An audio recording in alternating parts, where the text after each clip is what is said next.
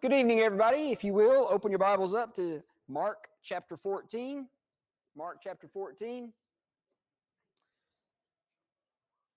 You will need to hold your place in 4 different places tonight because we will be jumping back and forth quite a bit as we try to.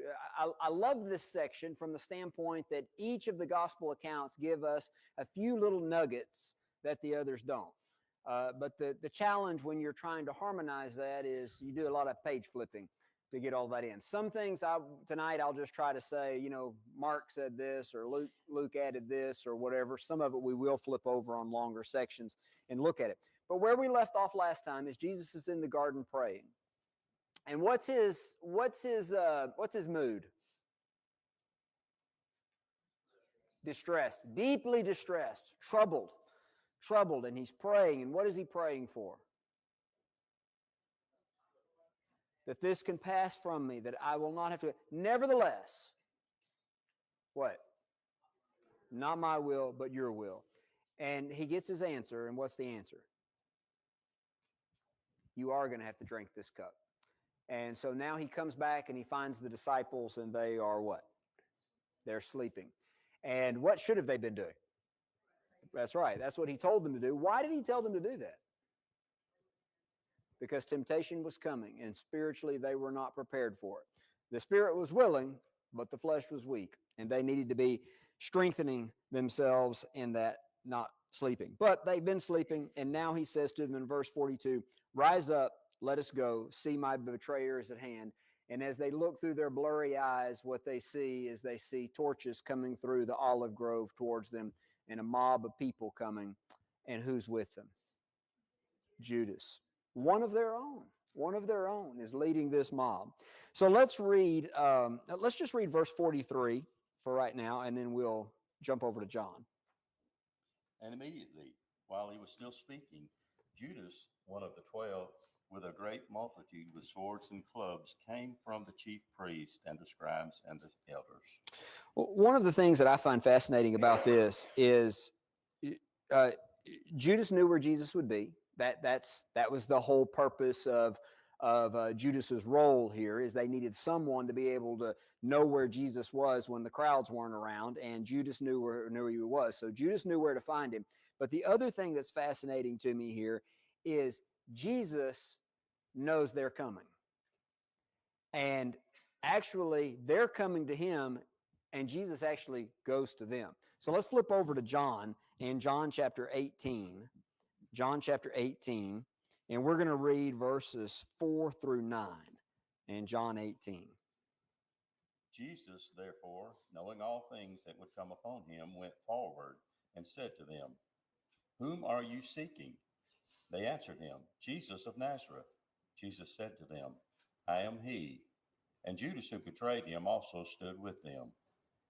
Now when he said to them, I am he, they drew back and fell to the ground. Then he asked them again, "Whom are you seeking?" And they said, "Jesus of Nazareth." Jesus answered, "I have told you that I am he. Therefore, if you seek me, let these go their way." And the saying might be fulfilled which he spoke, "Of those whom you gave me, I have lost none."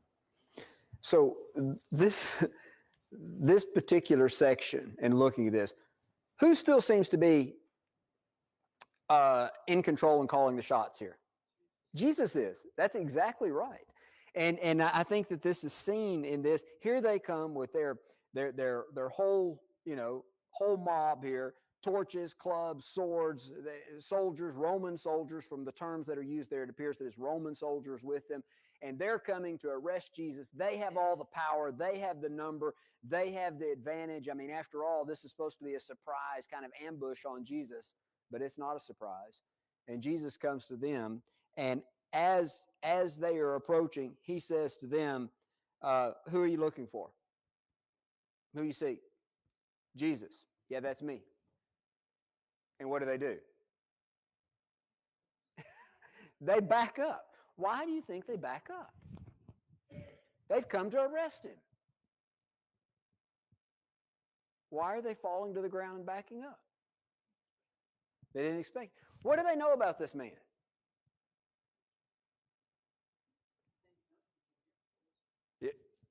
I mean, it's widely reported that he can raise the dead, that he can heal the blind. He can do all of these amazing things.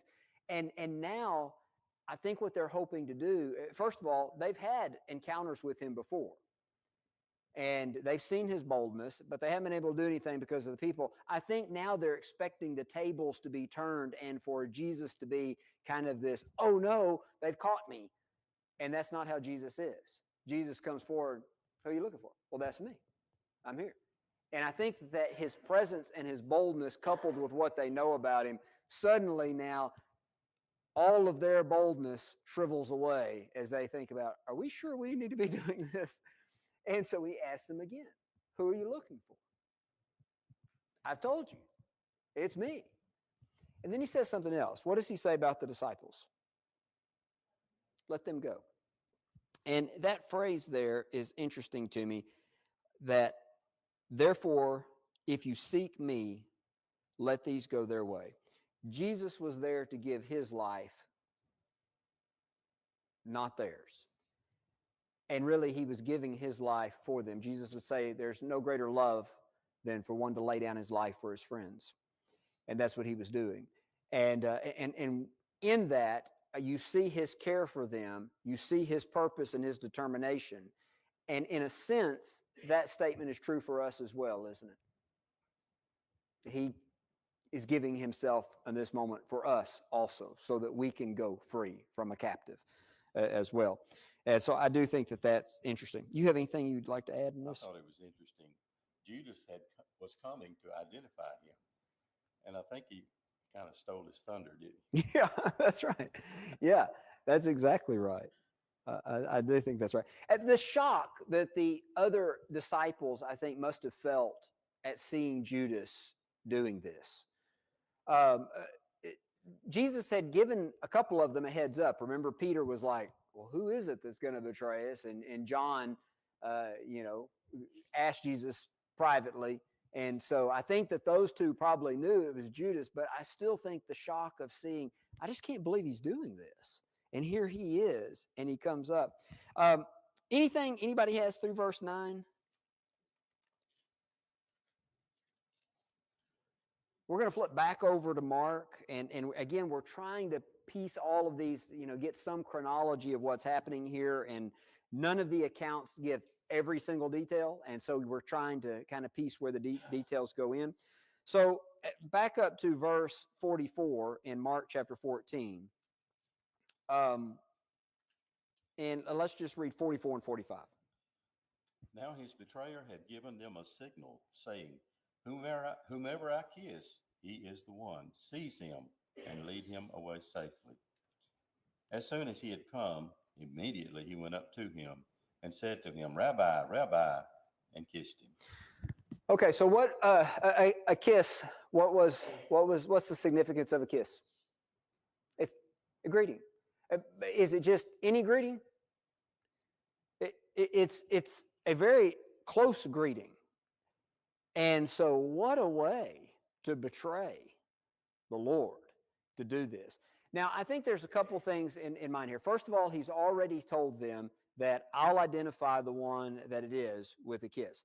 That may have been for a number of reasons. First of all, I think that they could probably identify who Jesus was normally, but we are in an olive grove in the middle of the night. And so maybe what Judas was saying is, to spare any confusion on this, I will identify him for you, and you can arrest him.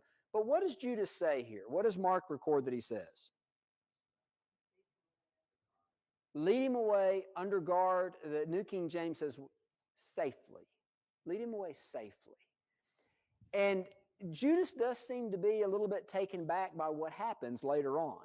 So I don't know how Judas thought this was going to play out, but it is interesting here that he does, at least in the New King James says, lead him away safely. And so he comes to Jesus, and then you said when he comes to Jesus, how does he identify Jesus? Rabbi. And going back to that idea of rabbi, you're my instructor. You're the one that I follow. I'm your disciple. That's all of that's tied up into that word. And he says it twice, Rabbi, Rabbi. And he's here to betray him.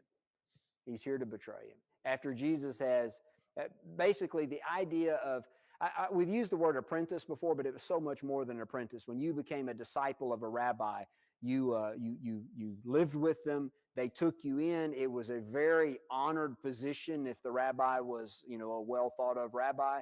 And so all the devotion that Jesus has had for Judas, for him to come up and call him rabbi and kiss him in betraying him in this is quite a gut punch in a lot of ways.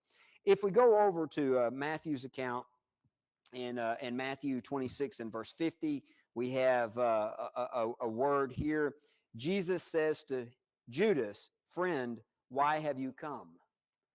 Now, Jesus knows why he comes. He calls him rabbi, rabbi, and Jesus says, "Friend." And I think that Jesus meant that sincerely. I don't think Jesus was being false in that. I think Judas was being a little bit false in his rabbi, rabbi, but I think Jesus was being sincere in that. And then in Luke 22, we have another statement that is made here. Give me just a second to find it.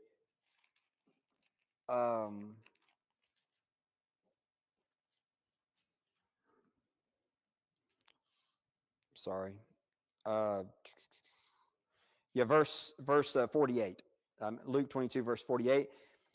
Jesus says to him, "Judas, are you betraying the Son of Man with a kiss?" And so here's kind of a introspective question for Judas to answer, and that is this how you're doing this? And so there's a lot tied up in that little conversation that takes place between Judas and Jesus here. I think that Judas would probably reflect on some of this some hours later, but it's a sad exchange that's taking place. And again, I think as the disciples, the other apostles would process this information later, it's not surprising that every time that they refer to Judas hereafter, how do they refer to him? The traitor. The one, the one who turned him over, and the one who betrayed him. And so you'll see that language over and over. So it made a very strong impact on the other apostles that were there, that one of our own would do this, the betrayer. Any thoughts on that conversation? So they don't seem to suspect it much of anything, like with the money or with this situation. I just wonder, I don't know, I wonder how much of a blindside it is for them. Like, are there any signs for them? Or Yeah, I don't know of anything that before this indicates that they were suspicious of him of anything. And it seems like probably at the Passover, that last Passover was the first indication that any of them got. And I think only John and I assume Peter were in on that. I think they were flooded with information. They were saying, I'm not exactly sure what that means. And I think that was probably some of it as well. All right, anything else in this section? All right, now, they're coming forward now to arrest Jesus. And the disciples at this point, according to Luke's account, look at Jesus and say, "Do you want us to strike?" Which is pretty bold of them. Now, you remember, Jesus told them, if you don't have a sword, go and sell something and buy one. And they said, "We got two." And he said, "Well, that's enough." And so they're thinking that something like this may happen. Remember, Peter and the others have already boldly proclaimed, "We are willing to die with you." And so now they look at this and they go, "Okay, this must be it." And I think this plays into their thinking about the kingdom still. I think that they're probably still in that mindset that most of the Jews were, that when the Messiah comes, he's going to be a great military leader. Like, well, who was the type of the Messiah in the Old Testament? David. And what kind of leader was he? A military leader. And how did that start off? He drew together some ragtag men that became his mighty men. And from that, God used them to establish the kingdom. I think that they may have that same mindset. And so here, when they see this, I think that they're, all right, here we go. Shall we strike? And one of them is a little bit more rash than the others, doesn't wait for an answer. Who's that? Peter. And so John tells us that John rats out Peter a number of times. He points out, is Peter doing it? And the other, Mark and Luke just say one of the disciples, and John says, it was Peter. And so Peter pulls out his sword, starts swinging, whacks at one of the servants of the high priest, and comes pretty close to taking off his head, just got his ear, and his ear comes off at this point, and Jesus stops everything, and Jesus says, whoa, stop. And there's a number of statements here, and we'll try to put some of them together. All right, so verse 47 in Mark's account says, one of those who stood drew his sword and struck the servant of the high priest, cutting off his ear. Go over to Matthew 26, verse 52. Matthew 26, verse 52.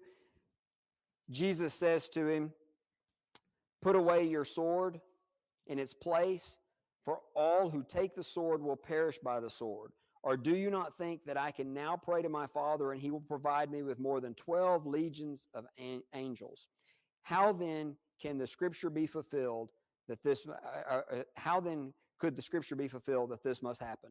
And so basically what Jesus says is, no, stop. That's not the plan. That's not how this is going to work. I have to go. The scripture has to be fulfilled. I have to be turned over to them and arrested.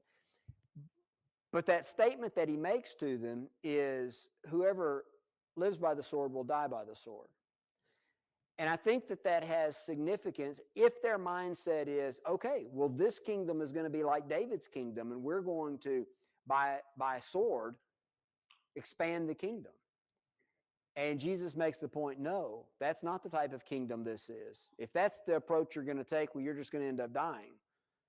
That's not the way this is going to work. And so, and then in, let's see, Luke's account, seems like there's one other detail there. In Luke's account, it says in verse 51, Jesus answered and said, permit even this. And he touched the ear and healed him. And so this must have been a strange moment as well. Can you imagine that here, first of all, everybody's on edge. We've already seen that the mob that came fell back at Jesus' boldness and announcing who he was. And so now they're kind of getting their courage back. Oh, that was one thing I wanted to mention. I think maybe the kiss of Judas was not only to identify Jesus, because as Dwight said, Jesus already said, hey, that's me. I think Judas did have had planned it with him that he would identify Jesus with the kiss. But I think maybe Judas moving forward and kissing Jesus at that moment was to show he's safe to approach, because they were not confident that he was safe to approach. And so he goes and approaches. But now Peter's whipped out a sword and cut off somebody's ear, and they're bleeding. And Jesus says, stop. And so I'm sure that tensions are very high here. And then Jesus reaches out and touches Malchus's ear, and the blood stops. The ear's attached again, I suppose. I don't know exactly how that happened. But at least one person, Malchus, he would have been very much aware of what just happened. And I cannot help but think that others did as well. So can you imagine that moment when they've come to arrest Jesus, and here they've fallen under attack momentarily, and then Jesus heals on this occasion? At that point, I think I would say, I'm sorry, guys, I'm out. I'm out of here. I can't go through with this and do this. Jesus performs evidence right there at that very moment that God approves of him in this. Any thoughts on that?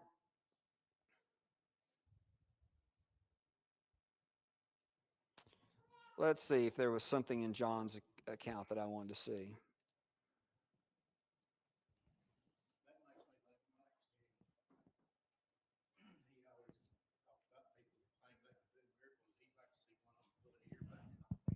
Yeah, that's right. Verse 11 in John 18, one other little detail there. put your sword in its sheath. Shall I not drink the cup which my Father has given me? So what have you been praying? Take it away. And the Father said, no, I'm giving it to you. And so now Jesus says, I'm gonna do the Father's will. I will drink the cup that the Father has given me. Nothing to add?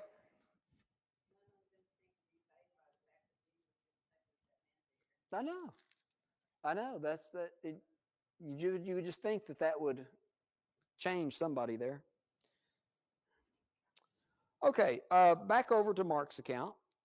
In Mark 48, Jesus says to them, have you come out against a robber with swords or clubs to take me? I was daily with you in the temple teaching, and you did not take me, but that the scripture must be fulfilled.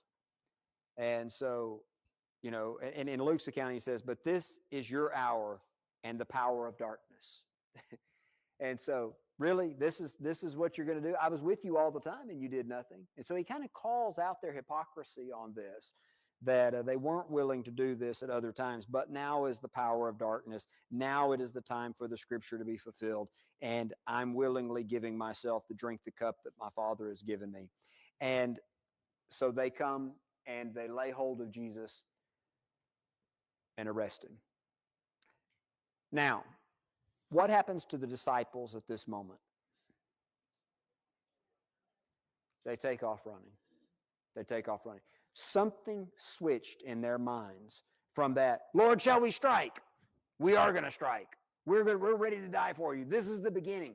And when Jesus says, no, that's not the way this is going to work, and they see them bind up their Lord, their faith seems to evaporate at that moment. And several have made this point before, and I think it's true, that they had the courage to be willing to die for Jesus on this moment. But it takes another level of courage to be able to live for him. And that's what they were being asked to do, is not stand up and die for me right now, but to stay faithful and live and accept whatever may come with that. And that's the challenge that you and I face as well, is we've got to live here on this earth being faithful to the Lord. And it's not a one-time, guns and glory moment. It is daily living and being faithful and resisting Satan's temptation and accepting persecution and being willing to follow his steps. And that's the challenge that we have. And that is a bigger challenge in many ways than it is to stand up at one moment and say, well, here I am, kill me. So, well, Jesus had already told them when they go out to take a sword. And it seems like they were just almost certain that it was going to be a physical kingdom, mm-hmm. and they would have to fight and take care of themselves. But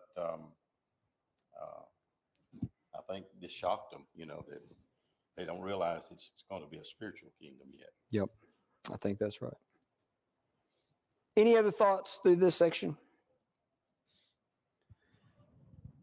All right, so they take Jesus, they lead him away, and they're bringing him to the high priest's home. Mark gives us one other detail, and this is a curious detail. In 51 and 52, a certain young man followed him, having a linen cloth thrown around his naked body, and the young men laid hold of it, and he left the linen cloth and fled from them naked. Some have thought that maybe that's Mark. Mark was not one of the apostles, right? And but maybe he was tagging along here in this, and that he's kind of pointing out one of his more humiliating moments, probably. But whatever it was, I think the detail that I see out of this, I don't want to speculate whether it was Mark or who it is, and maybe you see something more in this text. But one of the things that I see from this is it shows the fearfulness that they had at this moment, and the panic that they're feeling, that they are fleeing in such a state as leaving their clothing behind if someone took hold of their clothing, because they're getting out of there. And so I think that may be some of the detail there. Anybody have anything else in Mark? All right, let's go over to John's account now, John 18. In verse 12. Would you read 12 through 14, please? Then the detachment of troops and the captain and the officers of the Jews arrested Jesus and bound him. And they led him away to Annas first, for he was the father-in-law of Caiaphas, who was high priest that year. Now it was Caiaphas who had advised the Jews that it was expedient that one man should die for the people. All right, so Caiaphas was the high priest, and you remember that earlier they were trying to determine what they were going to do with Jesus, and he spoke up and he said, well, it's in the best interest of our nation that one man dies rather than the whole nation perish. And what he was referring to is Jesus is going to end up causing a revolt here, and the Romans are going to come in and wipe us out. And so it's better if we just take Jesus out right now. That way he doesn't stir up any trouble in that. What he didn't realize, and the authors make this point, that as high priest, the Holy Spirit was actually speaking through him about what would really happen. Jesus would die for the nation, not to protect them from Rome, but he would be dying, as is stated in Isaiah, that he would be wounded for their transgressions. And so in that sense, that prophecy came to pass. So John makes reference of that here. So they bring him to Caiaphas. Let's drop down now to verse 19 and look at verse 19 through 24. The high priest then asked Jesus about his disciples and his doctrine. Jesus answered him, I spoke openly to the world. I always taught in synagogues and in the temple, where the Jews always meet, and in secret I have said nothing. Why do you ask me? Ask those who have heard me what I said to them. Indeed, they know what I said. And when he had said those things, one of the officers who stood by struck Jesus with the palm of his hand, saying, Do you answer the high priest like that? Jesus answered him, If I have spoken evil, bear witness of the evil. But if well, why do you strike me? Then Annas sent him bound to Caiaphas, the high priest. All right, so Annas was the father-in-law of Caiaphas, and so it seems that they were kind of both ruling as co-high priest at this point, even though Caiaphas was probably the official high priest. Certainly Annas still had a lot of clout and power at this, and so that's the connection there. But now this was not a lawful assembly that was taking place. You didn't have everybody there. There was nobody to defend Jesus in any way. And so basically what they're doing is they're interrogating him and doing so illegally. And Jesus just responds and he says, listen, nothing's been hidden. You know my teaching. You can ask anybody my teaching and what I do. I'm not secretly trying to stir up some revolt or do something like that. You can ask. You know what's taking place. And smack! All right. So what do we see here?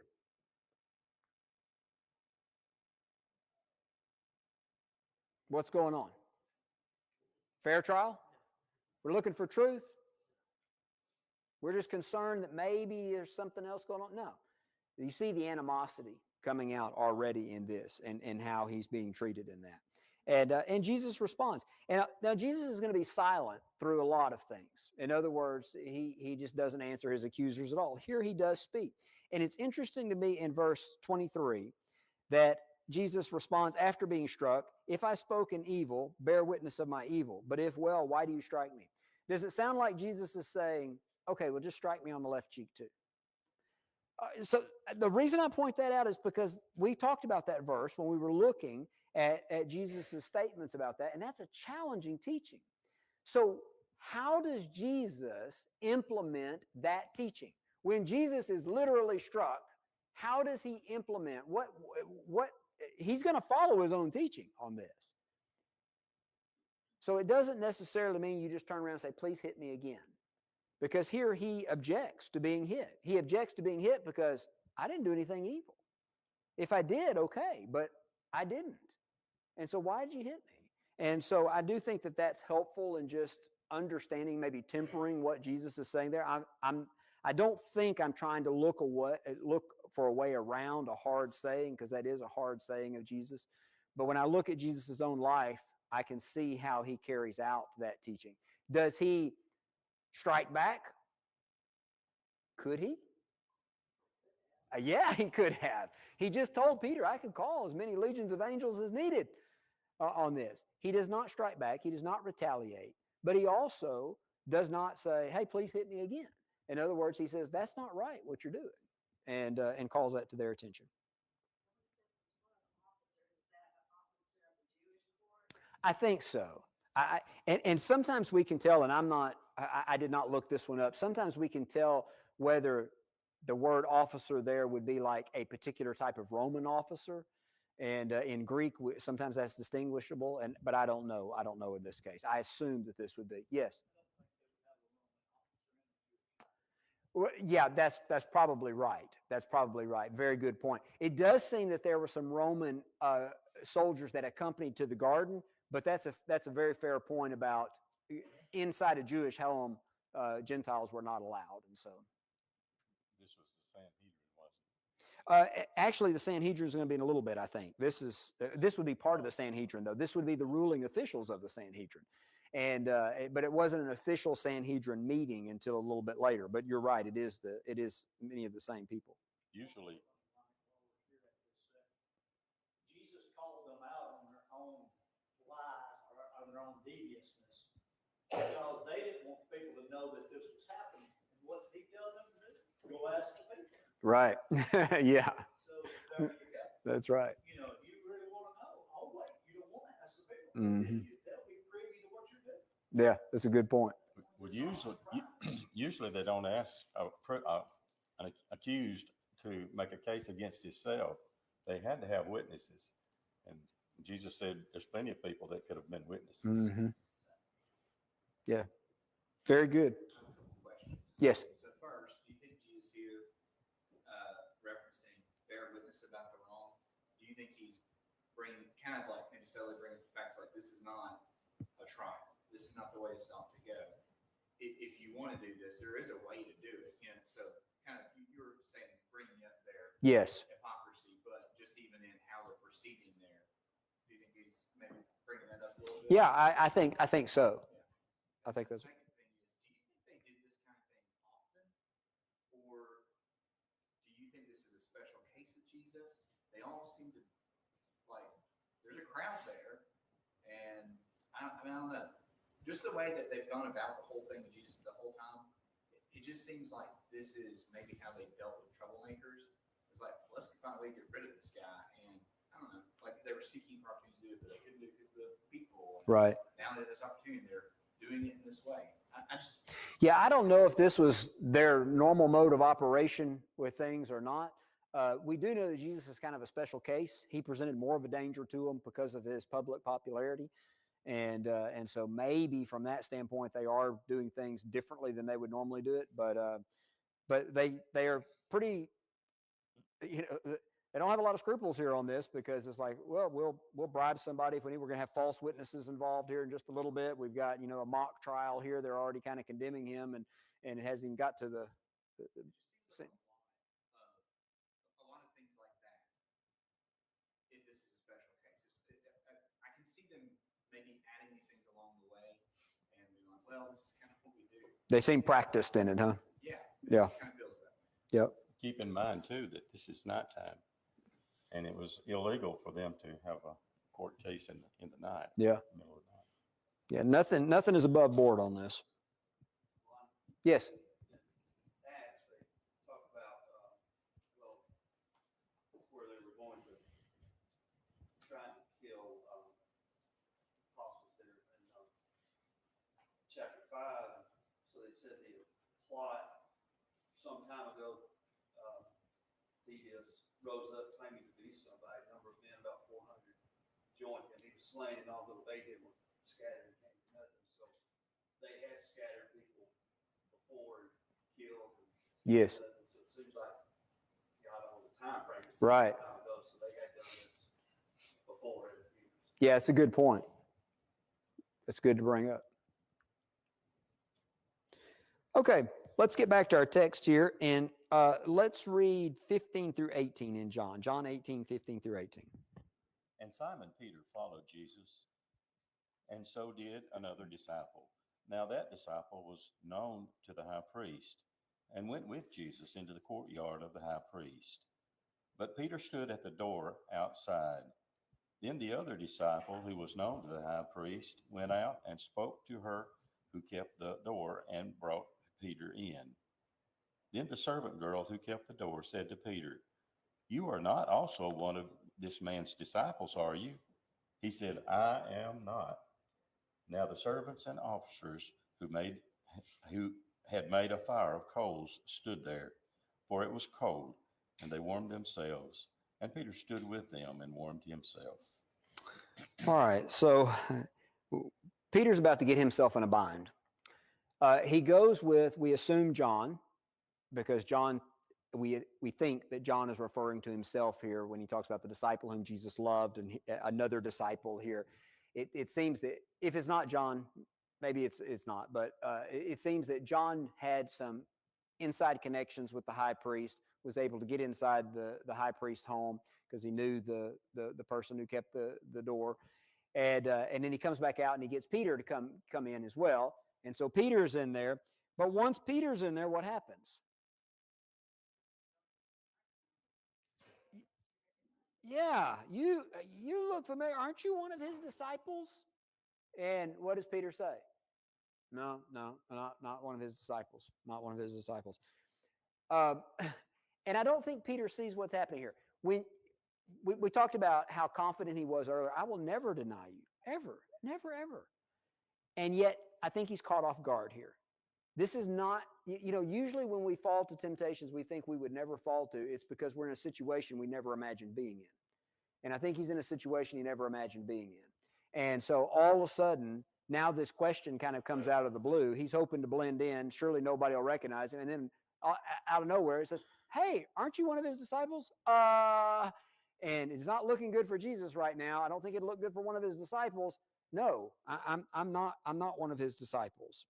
And it says in verse 18 that the servants and officers had made a fire because it was cold out. They were warming himself, and so Peter goes and he's standing around by the fire. This is going to come up again here in a little bit.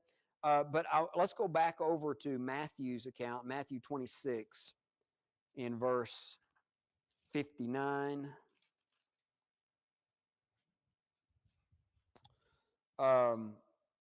We come back to the statement here. Let's do 59 through 68. Now the chief priest, the elders, and all the council sought false testimony against Jesus to put him to death, but found none. Even though many false witnesses came forward, they found none. But at last two false witnesses came forward and said, "This fellow said, I am able to destroy the temple of God and to build it in 3 days." And the high priest arose and said to him, "Do you answer nothing? What is it these men testify against you?"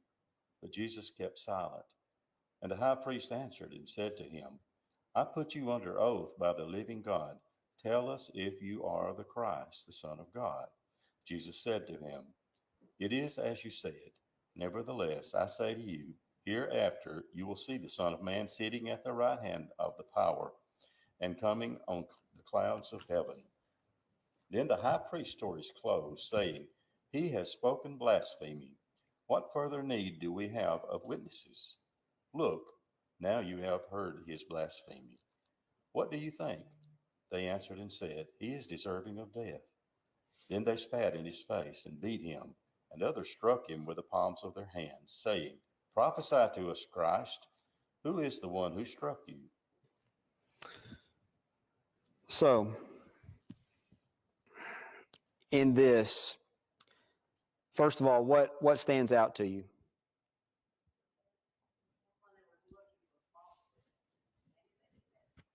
Yeah, that's exactly right.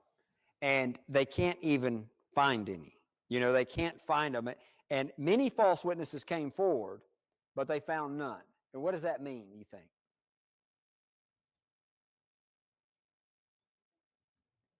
They didn't have anything to say. In other words, somebody comes, yeah, I'll speak against him. All right, what do you got to say? Yeah, scratch that. That won't work. And what do you got? No, that won't work either. And so it's like, even the people who are trying to condemn him can't find anything to get him up. And finally, they find somebody that has something on him. And what is it that they have on him? Yeah, so he said, destroy this temple, and 3 days I will raise it up. But what was he referring to? He was talking about his body, the resurrection. Now, of course, I can understand how that was misunderstood, and I think Jesus intentionally said it so that it could be misunderstood. And so here's the charge. He blasphemed against the temple of God. Would you put somebody to death for that? For saying, destroy this temple, and in 3 days I'll raise it up? I don't think that, other than somebody saying, I think he's crazy. I don't think that. I don't know that they take it that he's saying that he's God and that he'll raise it up. I think he's just, they would take it as he's saying that he has some power to do this. And so maybe it's God. But how quick they are here to say, yep, that'll do. And you're not even going to defend yourself on such a serious charge as that? And when Jesus responds, well, they adjure him by the living God. Tell us, are you the Christ, the Son of God? And Jesus says, yes, I am. Yes, I am. Nevertheless, I say to you, hereafter you will see the Son of Man sitting at the right hand of power and coming in the clouds. What is he saying?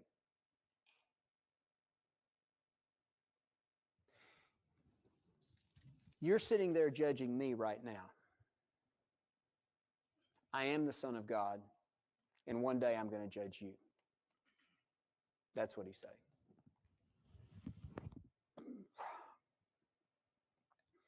Because they don't believe who he is, they miss the power of that statement. But, oh, that's a strong statement. That is such a strong statement. And so at this, the high priest tore his clothes, saying, he's spoken blasphemy. What further need do we have of witnesses? In other words, that wasn't going so well anyway, so we don't need any more witnesses. We've got enough here to condemn him, and he's deserving of death. Everybody agree? Yeah, everybody agrees he's deserving of death. Okay, all right, we're gonna put him to death if we can get permission to do so.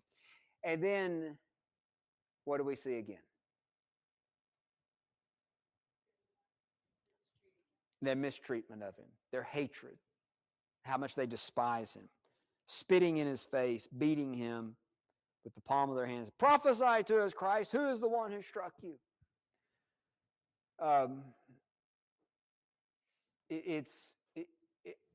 The statement that Jesus just made, along with what they're doing right here, is an incredible display of self-control. They think that they've got a lion that is chained up and they're smacking it around in fun. What they don't realize is he's not chained up. He's just going to do his Father's will. And it's these moments that we see, I think, Christ's incredible love for us as he endures this and puts up with this for us. Final thoughts, comments, questions? What's your verse 64, Jesus said, it is as you said. Nevertheless, I say to you, hereafter you will see the Son of Man sitting at the right hand of power and coming in the clouds of heaven. Your sounds a little bit more affirmative. I'm just as you said so.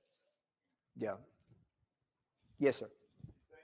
Any verses that talk Judas within the crowd, he had asked them to take him away safely. And now they're beating him, spitting on him, slapping him, wondering if he's seeing all this. And that's why later he does what he does because of the agony of having to go through it.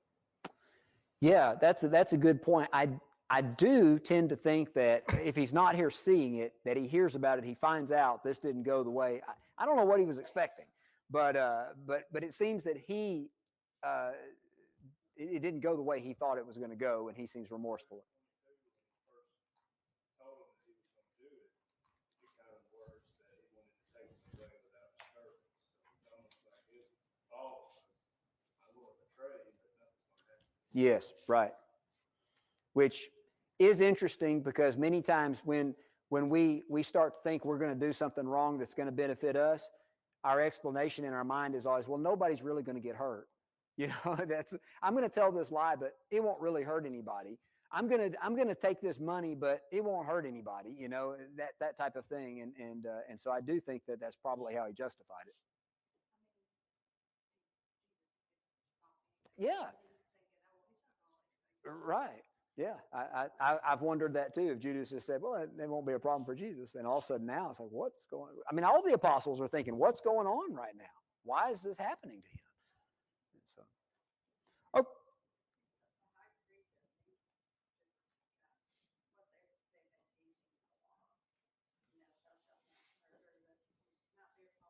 yeah. Yes. Well, one thing that we clearly see is they have bought into the idea that the end justifies the means. And when you do that, once you do that and say the end justifies the means, then anything goes, because you're assuming that your end is just in some way, and therefore whatever you have to do to get there is okay, and that's where they're at. Thank you for your good comments. Thanks for watching. If you found this video to be beneficial, please follow us on Facebook or subscribe to our YouTube channel. Feel free to share it with others that you feel like may benefit from it. If you need to contact us, please contact